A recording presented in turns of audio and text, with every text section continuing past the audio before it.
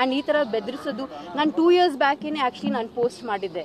ಏನು ಯಶು ಸುದೀಪು ಅವ್ರ ಮಧ್ಯದಲ್ಲಿ ಏನು ಫ್ಯಾನ್ ವಾರ್ಸ್ ನಡೀತಾ ಇತ್ತು, ಆವಾಗ ಅವ್ರ ಹೆಂಡತಿ ಮಕ್ಳ ಬಗ್ಗೆನೂ ಪೋಸ್ಟ್ ಮಾಡಿದ್ರು. ತುಂಬ ಅಶ್ಲೀಲವಾದ ಶಬ್ದಗಳೆಲ್ಲ ಯೂಸ್ ಮಾಡಿ ಪಾಪ ಮಕ್ಕಳಿಗೆ. ನನಗೆ ಅವಾಗ ಬೇಜಾರಾಯಿತು, ನನ್ನನ್ನು ಏನು ಟಾರ್ಗೆಟ್ ಮಾಡಿರಲಿಲ್ಲ ಆವಾಗ, ಬಟ್ ಅದು ನೋಡಿ ನಾನು I actually spoke up about it. So I feel like ಅದನ್ನ ಅವಾಗಲೇ ಯಾರಾದರೂ ಕಂಪ್ಲೇಂಟ್ ಕೊಟ್ಟಿದ್ದಿದ್ರೆ ಈ ಥರ ಏನು ನಡೀತಾ ಇರೋದು.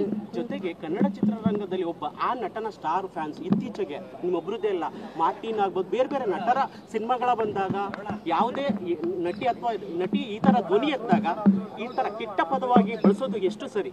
ಜೊತೆಗೆ ಚಿತ್ರರಂಗದಲ್ಲಿ ಯಾಕೆ ಈ ಥರದ್ದು ನೀವು ಬಂದಿದ್ದಾರೆ, ನಿಮಗೆ ಯಾಕೆ ಸಪೋರ್ಟ್ ಸಿಗ್ತಾ ಇಲ್ಲ?